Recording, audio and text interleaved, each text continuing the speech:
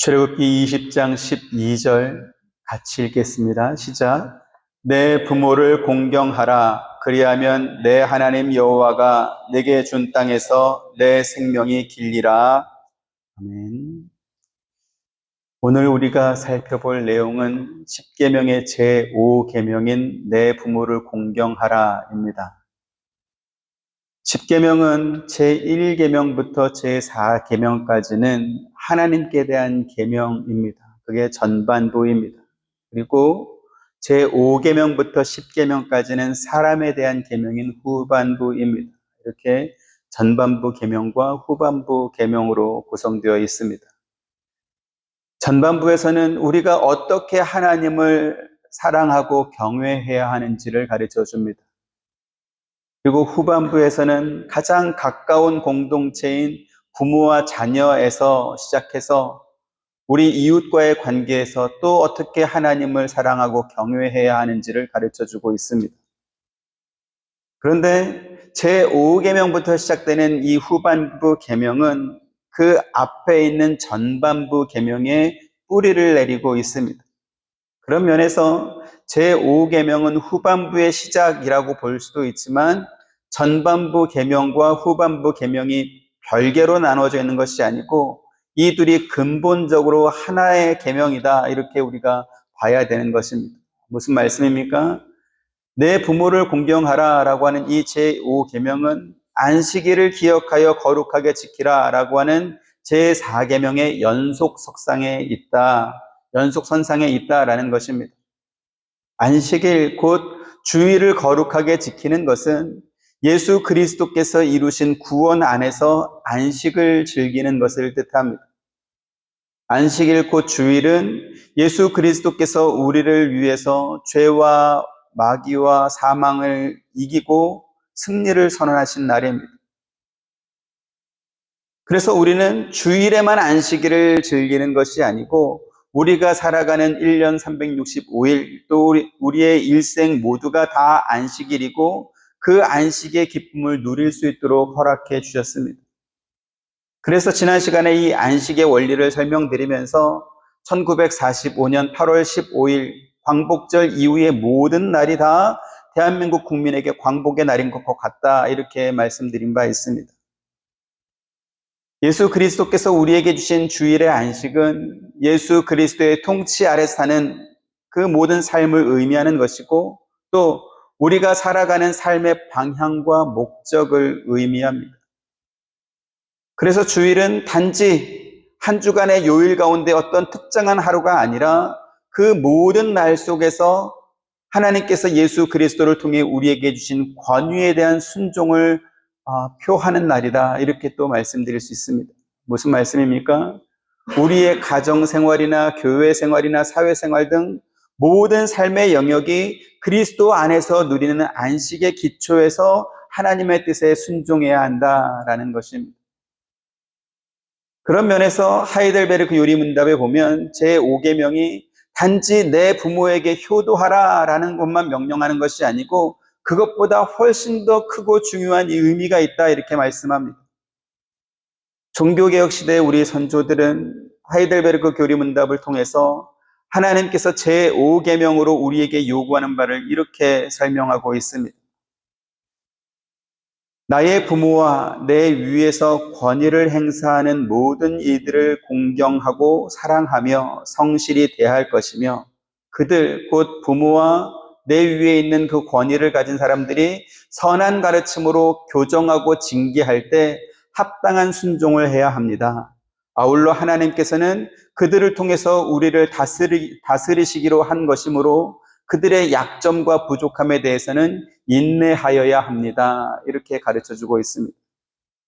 제5계명이 단지 육신의 부모뿐만 아니라 내 부모와 함께 내 위에서 권위를 행사하는 모든 권세자에게 순종하고 또 그들을 공경할 것을 명령한 것이다, 이렇게 가르쳐준 것입니다. 제5계명에서 말하는 권위를 가진 자들에 대한 우리의 의무는 무슨 뜻입니까? 첫 번째로 부모와 또 내 위에서 권위를 행사하는 일을 두신 분이 하나님이시다라는 의미입니다. 어느 시대이든 또 어떤 사회이든 한 사람이 세상에 태어나서 처음 경험하는 그 권위에 대해서는 절대적인 존중과 순종을 마땅히 해야 할 도리로 여겼습니다. 사람이 세상에 태어나서 처음 만나는 권위가 누구입니까? 바로 부모입니다. 또 가정을 떠나서 세상에서 처음 만나는 권위는 누구입니까? 선생님입니다. 그래서 부모님과 선생님에 대한 존중과 순종은 다소 지나친 면이 있다 할지라도 그들을 존중하는 문화가 또 그러한 풍토가 동서고금을 물어나고 있었다라는 것이지. 하지만 오늘날 현대사회에서는 인간관계의 모든 영역에서 마땅히 존중해야 되는 권위가 사라지고 있음을 우리가 경험하고 있습니다. 왜냐하면 오늘날에는 평등이나 인권이나 자유와 같은 말들이 훨씬 더 익숙하기 때문에 그렇습니다. 사회의 안정과 안녕은 마땅히 존중하고 따라야 할 권위가 올바로 서 있을 때 그것들이 유지되고 발전해 나가게 됩니다. 그런데 그 안정과 안녕을 무너뜨리고 혼란스럽게 만들려고 하는 사람들은 정당한 권위를 인정하려고 하지 않습니다. 오히려 나이나 직급이 좀 높다고 해서 아랫사람을 억압한다라는 그러한 의미를 가진 꼰대라는 말을 사용합니다. 부모님에 대해서도 꼰대라고 말하고 선생님에 대해서도 꼰대라고 말하고 직장의 상사에게 대해서도 꼰대라고 말을 합니다. 그 사람들은 성소수자나 아동이나 학생들을 사회적 약자로 규정하고 그들의 인권과 자유를 보장해야 된다 이렇게 강조하면서 그들에게 자유를 허용하라고 촉구하고 있습니다. 평등이나 인권, 자유 같은 개념들은 모든 사람들이 다 동의하는 아주 좋은 가치인 것은 분명합니다. 하지만 그 어떤 개념이나 그 어떤 가치도 그것 하나만으로 단독으로 존재하지는 않습니다. 평등이 좋은 것이긴 하지만 조화되지 않은 평등은 약탈이 될 수 있기 때문에 그렇습니다. 워싱턴의 한 대학교에서 박사 과정을 공부하는 어떤 한 학생이 미국 내 여러 학교, 동부, 중부, 서부 할 것 없이 여러 학교를 찾아다니면서 그 만난 학생들에게 자기가 이제 연구하는 박사 논문의 주제인 평등에 관한 설문조사를 했습니다. 빈부의 격차와 사회적 불평등에 대한 의견을 물으면서 부의 재분배를 통한 사회적 평등을 위해서 부자에게 더 많은 세금을 내게 하는 것에 대해서 어떻게 생각하는지를 물은 것입니다. 그러자 설문에 응답한 대부분 학생들이 부자에게 더 많은 세금을 내게 해야 된다 이렇게 대답을 했습니다. 우리 사회가 더 행복해 하려면 빈부의 격차를 줄이고 또 평등해져야 된다 이렇게 말한 것이죠. 그러자 이제 인터뷰를 진행한 이 박사과정 이 학생이 그 대답을 하는 학생에게 두 번째 질문을 했습니다. 사실은 그 두 번째 질문을 하기 위해서 빈부의 격차와 사회적 불평등에 관한 질문을 먼저 했던 것입니다. 두 번째 질문은 이것이었습니다.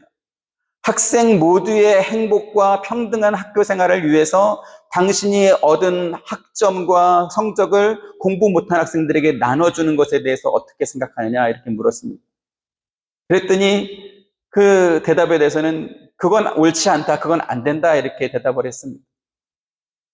왜 옳지 않냐, 왜 안 되냐라고 말했더니 자기가 그 학점과 성적을 얻기 위해서 잠도 못 자고 얼마나 많은 고생을 했는데 이걸 공부하지 않고 놀기만 학생들에게 그냥 나눠주는 이것은 옳지 않다 이렇게 대답을 한 것입니다. 한 학기 고생해서 받은 학점 몇 개, 성적 얼마를 나눠준 건 절대 안 되는데 누군가 수고해서 얻은 재산을 세금으로 걷어가지고 나눠줘야 된다 이렇게 말하는 이것은 모순 아니겠습니까? 내 수고와 내 성과는 손해볼 수 없고 다른 사람의 희생과 수고는 빼앗아서 나눠주는 것, 그것이 평등인가요? 그렇게 살면 모두가 다 행복해질 수 있나요? 그것은 약탈이고 착취입니다. 인권과 자유도 역시 마찬가지입니다. 누가 인권이나 자유를 싫어하겠습니까? 하지만 책임지지 않은 자유나 인권은 혼란이고 무질서이며 무정부 상태입니다. 한국의 초, 중, 고등학교에는 학생의 인권을 존중하라고 만든 학생인권조례라는 법이 있습니다.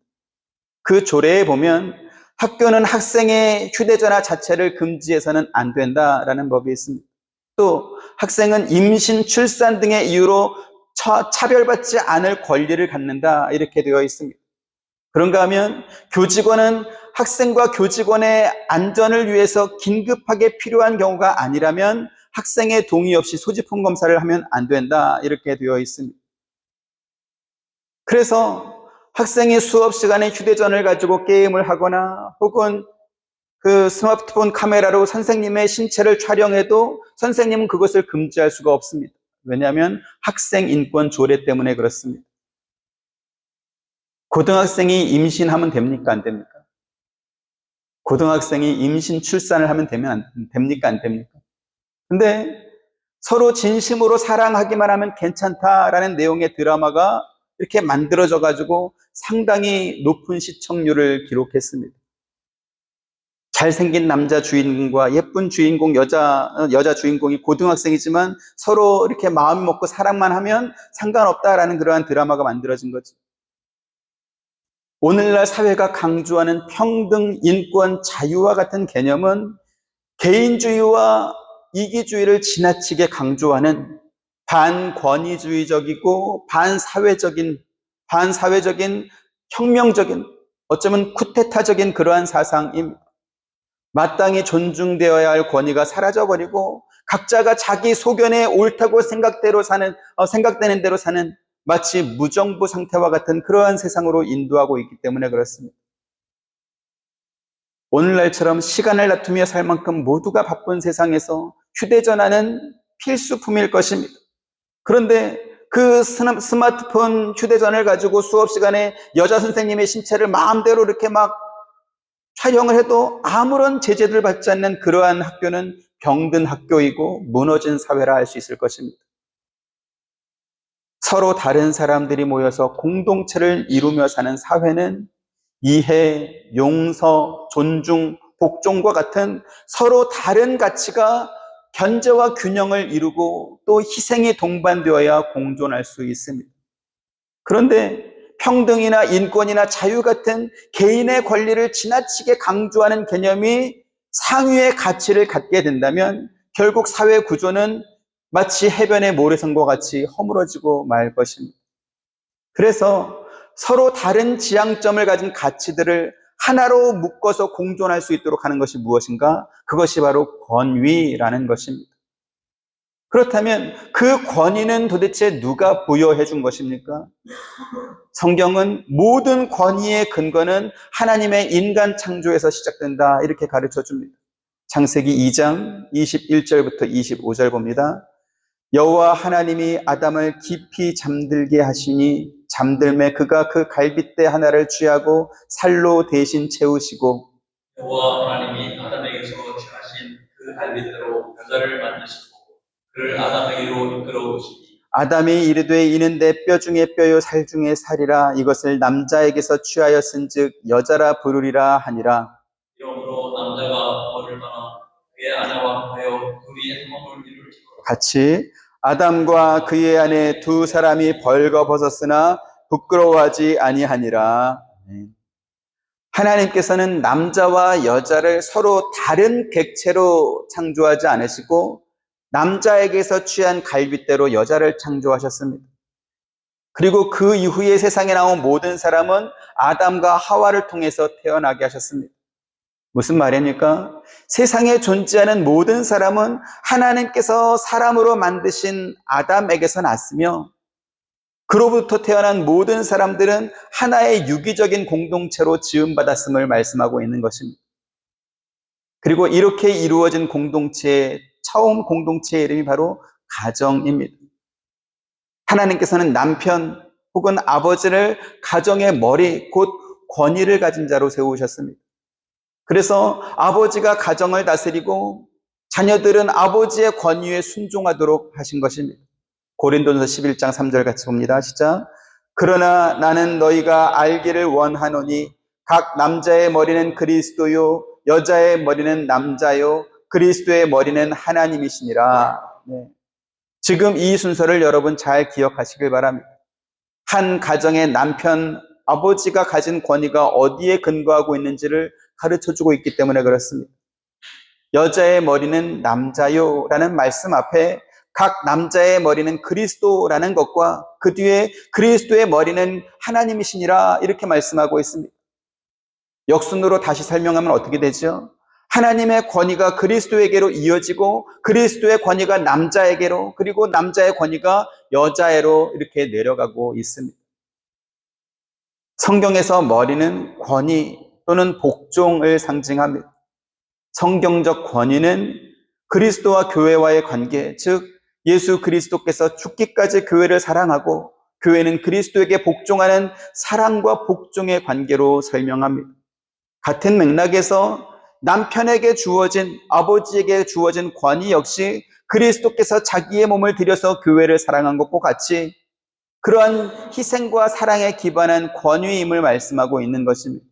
에베소 5장 22절부터 24절 아내들이여 자기 남편에게 복종하기를 주께 하듯 하라. 이는 남편이 아내의 머리됨이 그리스도께서 교회의 머리됨과 같으니 그가 바로 몸의 보주시니라. 같이 그러므로 교회가 그리스도에게 하듯 아내들도 범사에 자기 남편에게 복종할지니라. 네.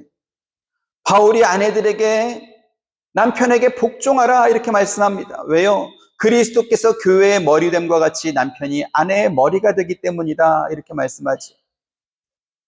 성경을 여기까지만 읽으면 남자는 하늘이고 여자는 땅이다 라고 했던 조선시대의 가부장적 집안의 어떤 가훈처럼 그렇게 느껴질 수 있을 것입니다.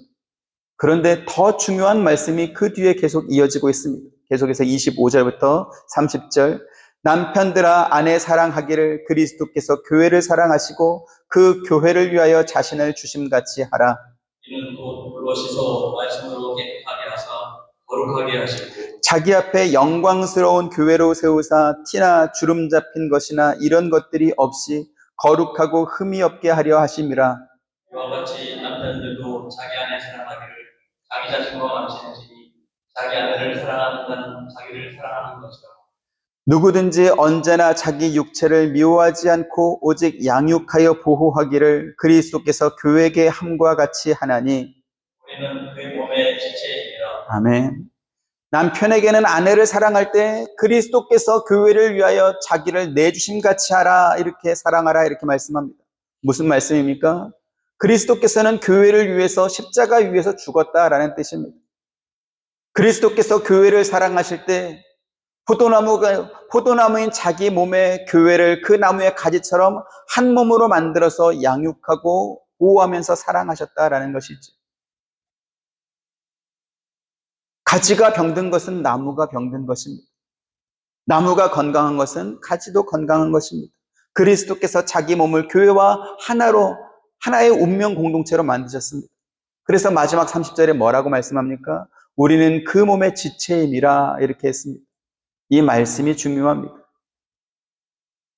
나무로부터 영양분을 받지 못한 가지는 어떻게 되겠습니까? 그 가지는 죽을 것입니다. 가지가 사는 길은 나무가 주는 모든 양분을 잘 받아들일 때만 살 수 있습니다. 그런데 그 가지가 나무를 향해서 평등을 주장하고 인권이나 자유를 주장할 수 있겠습니까? 그렇게 자기가 하고 싶은 말을 다 하고 자기가 주장하고 싶은 거 다 주장하면서 나무와 떨어진 독립적인 주체로 살아남을 수 있는 방법이 있다면 아마 그렇게 할 수도 있을 것입니다. 하지만 그가 무엇을 주장하든지 간에 나무로부터 공급을 받지 못하면 살 방법이 있습니까? 살 방법이 없습니다. 그러면 나무가 공급해 주는 것은 무엇이죠? 한쪽은 사랑이고 다른 한쪽은 권위입니다. 그리스도께서 자기의 몸과 자기 몸에 있는 모든 물과 피를 다 쏟아서 교회를 사랑하셨지만 그러나 그리스도께서는 교회와 성도들에게 친히 순종의 모범을 보여주신 것도 바로 그 이유 때문입니다. 누가복음 2장 51절 같이 봅니다. 시작. 예수께서 함께 내려가사 나사렛에 이르러 순종하여 받드시더라. 그 어머니는 이 모든 말을 마음에 두니라. 예수님이 누구시죠? 하나님의 아들이십니다. 세상을 창조하신 창조주이십니다. 그런데 그 예수께서 사람의 몸을 입고 세상에 오시자 육체의 부모에게 순종하셨다라는 것입니다. 그뿐만 아니라 예수님께서는 하나님의 뜻에 순종하여 십자가 위에서 죽으심으로 아담으로부터 시작된 죄인의 역사를 끝내버리고 이제 의인의 역사로 다시 시작할 수 있도록 해주셨습니다. 로마서 5장 19절 봅니다. 시작. 한 사람이 순종하지 아니함으로 많은 사람이 죄인 된 것 같이 한 사람이 순종하심으로 많은 사람이 의인이 되리라. 네. 예수님께서 친히 모범을 보이신 순종은 하나님의 창조 질서, 곧 위에 있는 권위를 통하여 하나님과 인간의 관계가 더욱더 친밀해지기를 원하셨음을 보여주는 것입니다. 한 사람이 순종하지 아니함으로라고 했습니다. 그 한 사람 누굽니까? 아담입니다. 아담은 마땅히 순종해야 하는 하나님의 권위를 인정하려고 하지 않았습니다. 하나님처럼 되고 싶었고 그래서 선악과를 따먹었습니다. 그 결과 망했습니다. 성경이 말씀하신 사랑, 그 사랑을 더욱더 사랑답게 만드는 것이 무엇입니까? 그것이 바로 권위입니다. 그리스도께서 우리에게 주신 구원은 남자나 여자 혹은 부모와 자녀로 구분해 놓고 높고 낮음이나 우월이나 열등하게 준 것이 아니고 모두가 같은 구원을 받았습니다. 하와가 하나님께서 아담에게서 취한 갈빗대로 만들어졌지만 그러나 아담에게 종속된 관계로 하와가 있는 것이 아니고 서로 돕는 배필로 동등한 인격적 존재로 하나님께서 만드신 것과 같습니다. 하지만 그렇더라도 성경은 무엇을 말씀하시죠? 여자는 남자의 권위에 순종하라 하고 말씀합니다. 고린도서 11장 7절부터 12절. 남자는 하나님의 형상과 영광이니 그 머리를 마땅히 가리지 않거니와 여자는 남자의 영광이니라. 남자가 여자에게서 난 것이 아니고 여자가 남자에게서 났습니다. 또 남자가 여자를 위하여 지음을 받지 아니하고 여자가 남자를 위하여 지음을 받은 것이니 그러므로 여자는 천사들로 말미암아 권세 아래 있는 그를 그 머리에 둘지니라. 그러나 주 안에서는 남자 없이 여자만 있지 않고 여자 없이 남자만 있지 아니하니라. 이는 여자가 남자에게서 난 것 같이 남자도 여자로 말미암아 났습니다. 그리고 모든 것은 하나님에게서 났느니라. 아멘. 권위는 질서입니다. 질서는 높고 낮음이나 상하 관계의 원리로 만들어진 것이 아닙니다. 공동체 전체의 안전과 행복을 위해서 반드시 지켜져야 하는 원리, 그것이 바로 질서라는 것이지. 사거리 교차로에 설치된 신호등은 질서이면서 동시에 권위입니다. 그래서 신호등을 따라서 직진과 정지를 하고 좌회전, 우회전을 하는 것은 질서입니다. 하지만 누군가가 그 질서를 따르지 않고 자기 마음대로 통과하려고 한다면 어떻게 되겠습니까? 권위의 법이 그 사람을 세우고 범칙금을 부과하고 벌점을 줄 것입니다. 한두 번 질서를 어겼다면 범칙금으로 끝나겠지만 그러나 그러한 행동이 계속 반복된다면 어떻게 되겠습니까? 아마도 면허를 취소하거나 더 심할 경우에는 법적 제재를 가할 것입니다. 왜요? 그가 질서를 위반하고 권위를 무시했기 때문에 그렇습니다. 하나님께서 남편을 권위 있는 존재로 선택하신 이유가 바로 여기에 있습니다. 성경에 뭐라고 말했죠? 남자가 여자에게서 난 것이 아니라 여자가 남자에게서 났다 이렇게 말씀합니다. 누군가 권위 있는 존재가 되어야 한다라고 한다면 먼저 만드신 남자에게 그 권위를 주셨다라는 뜻입니다. 회사나 군대에서도 먼저 입사한 사람, 먼저 온 사람들이 선임의 권위를 갖습니다. 학교에서도 먼저 입학한 사람이 선배의 권위로 후배들을 이끌습니다. 그런데 하나님께서 이렇게 정하신 권위의 원리를 불편해할 뿐만 아니라 그것을 인정하려고 하지 않고 깨려고 하는 것, 그냥 깨면 안 되니까 거기에다가 자유와 인권으로 이렇게 포장해서 그것을 주장하는 사람들이 있습니다. 그들이 누굽니까? 사람이 먼저다라고 하는 인본주의자들입니다. 타락한 인간은 창조주 하나님을 마땅히 순종해야 할 권위의 대상으로 보지 않았습니다. 하나님께서 동생을 죽인 가인을 찾아왔을 때 가인은 내가 동생을 지키는 자입니까? 이러면서 자기를 변명하고 회개하지 않았습니다. 하나님께서 그의 범죄를 드러내고 그가 지은 죄에 대한 벌을 말씀했을 때는 내 죄벌이 너무나 가혹하다라고 하면서 하나님의 공의로움 재판에 불복하고 저항했습니다. 이처럼 타락한 인간에게는 마땅히 복종해야 될 권위의 대상이 인간을 창조하신 하나님이었음에도 불구하고 그 하나님을 인정하지 않고 저항하는 그러한 근본적인 죄성이 그 안에 있다라는 것을 성경을 통해서 볼 수 있습니다. 오늘 우리가 살펴본 제5계명인 내 부모를 공경하라라는 이 말씀 안에는 그와 같은 죄의 본성을 꺾고 부모로 상징되는 하나님께서 정하신 내 위에 있는 권위에 순종하고 순복할 것을 명령하는 것입니다. 그 권위는 인간의 욕심과 이기심에서 나온 어떤 권력의 남용이나 어떤 폭정에 굴복하라 그런 말씀이 아닙니다. 남자의 머리가 그리스도에게 있고 여자의 머리가 남자에게 있으며 그리스도의 머리가 하나님이시라고 말씀하신 그 질서에 순종하라, 순복하라 라는 것입니다. 그리고 그 질서는 그리스도께서 교회를 위하여 자신의 몸에 있는 모든 물과 피를 다 흘려내주신 그 희생의 사랑 위에 세워져 있는 것입니다. 그리고 그 희생의 사랑과 질서 위에 세워진 그 권위에 저와 여러분 우리 한빛 장로교회가 잘 순종할 수 있게 되기를 주님의 이름으로 축원드립니다. 두 번째로 참된 권위의 기원은 하나님이십니다. 또 모든 권세는 그리스도에게 속해 있습니다. 하나님께서 모든 사람을 다 똑같이 만들지 않았습니다. 몸의 기능이 각기 다른 지체가 있는 것처럼 하나님께서 각 사람의 기능도 다르게 만드셨다라는 것이죠. 남편과 아내가 하는 기능과 역할이 다르고 부모와 자녀의 기능과 역할이 다릅니다. 교회에서도 목사나 장로나 교사나 집사나 이러한 사람들을 통해서 교회를 다스리고 섬기게 하셨고요. 또 학생과 선생, 주인과 종, 왕과 백성들의 관계를 통해서 하나님을 알아가도록 만드셨습니다. 에베소 6장 1절부터 9절 봅니다. 자녀들아 주 안에서 너희 부모에게 순종하라. 이것이 옳으니라. 내 아버지와 어머니를 공경하라. 이것이 약속 있는 첫 계명이니. 이로써 네가 잘되고 땅에서 장수하리라. 또 아비들아 너희 자녀를 노엽게 하지 말고 오직 주의 교훈과 훈계로 양육하라. 종들아 두려워하고 떨며 성실한 마음으로 육체의 상전에게 순종하기를 그리스도께 하듯 하라. 인간에만 하여 사람을 기쁘게 하는 자처럼 하지 말고 그리스도의 종들처럼 마음으로 하나님의 뜻을 행하라. 기쁜 마음으로 섬기기를 주께 하듯 하고 사람들에게 하듯 하지 말라. 이는 각 사람이 무슨 선을 행하든지 종이나 자유인이나 주께로부터 그대로 받은 줄로 아니라. 같이 상전들아 너희도 그들에게 이와 같이 하고 위협을 그치라. 이는 그들과 너희의 상전이 하늘에 계시고 그에게는 사람을 외모로 취하는 일이 없는 줄 너희가 알미라.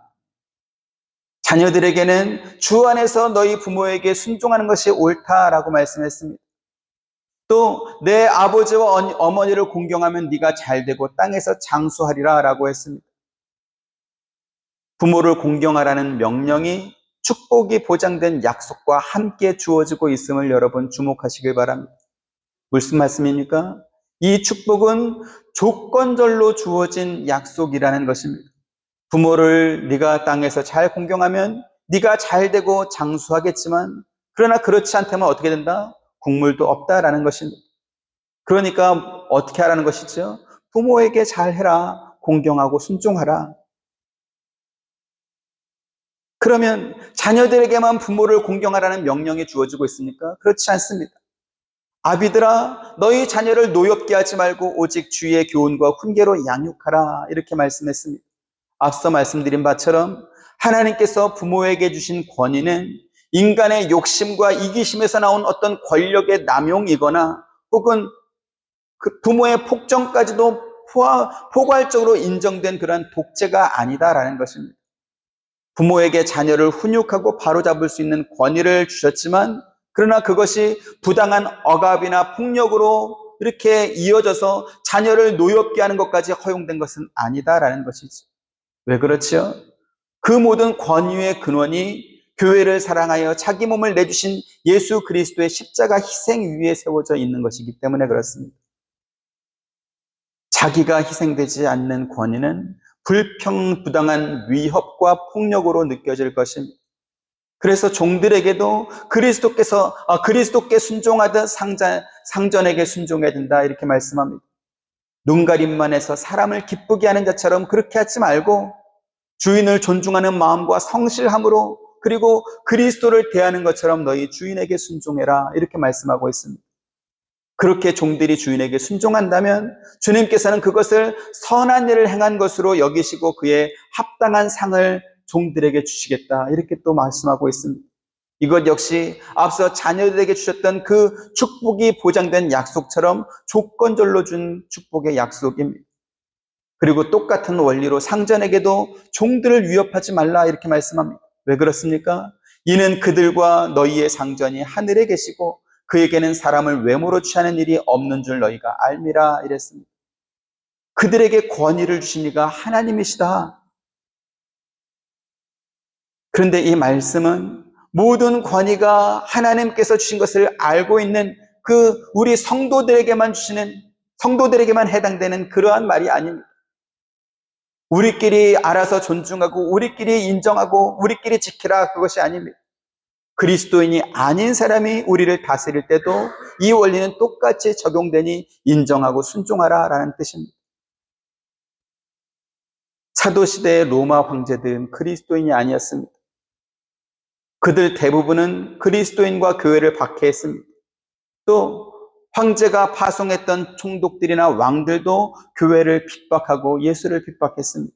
베드로전서 2장 13절부터 17절 보시죠.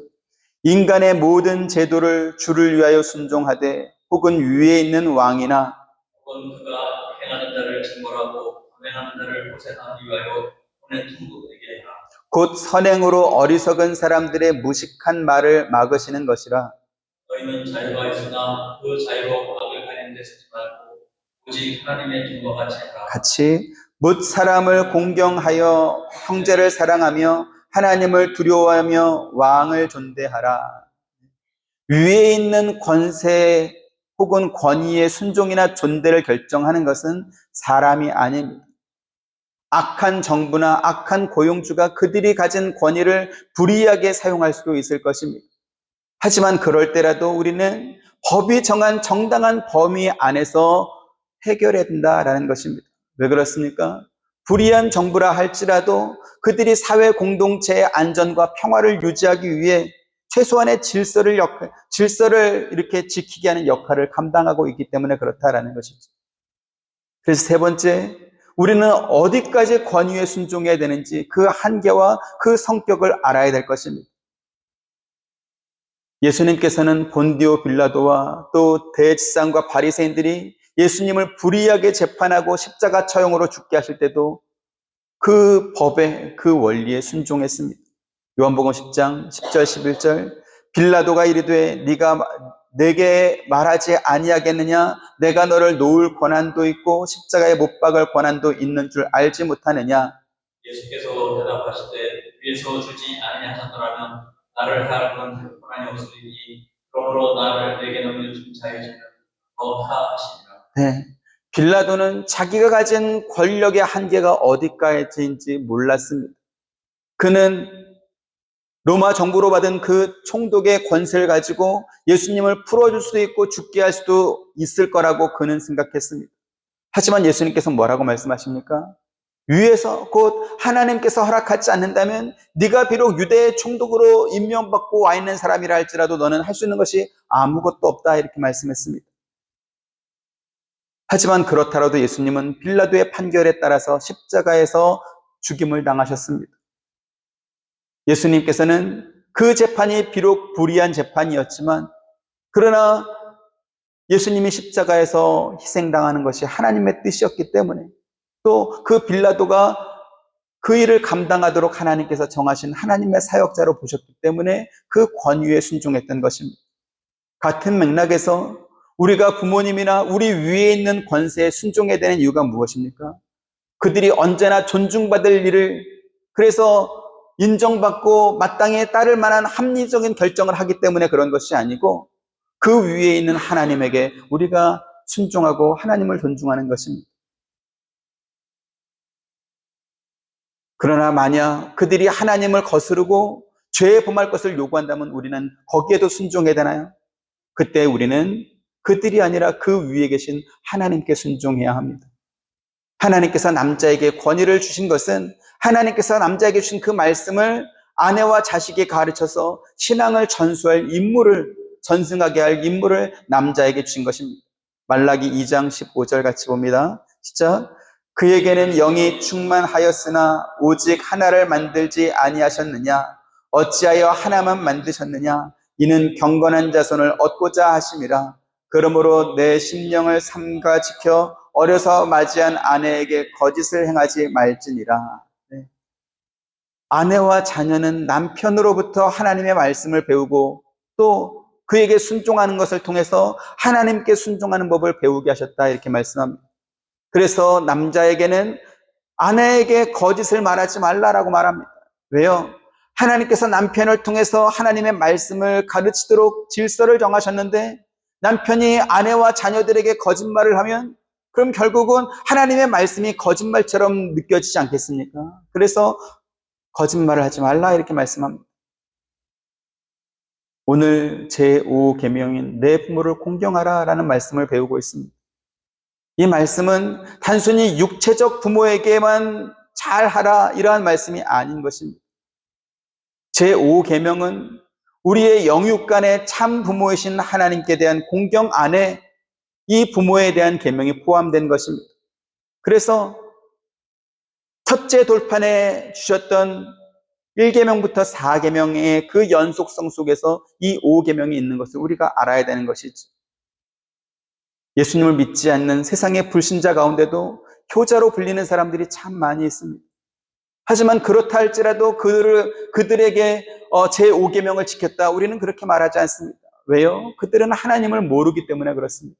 하나님의 법 안에 있지 않기 때문에 그렇습니다. 제5계명은 자기를 지으신 하나님을 사랑하고 공경해야 될 것이 전제된 계명인 것입니다.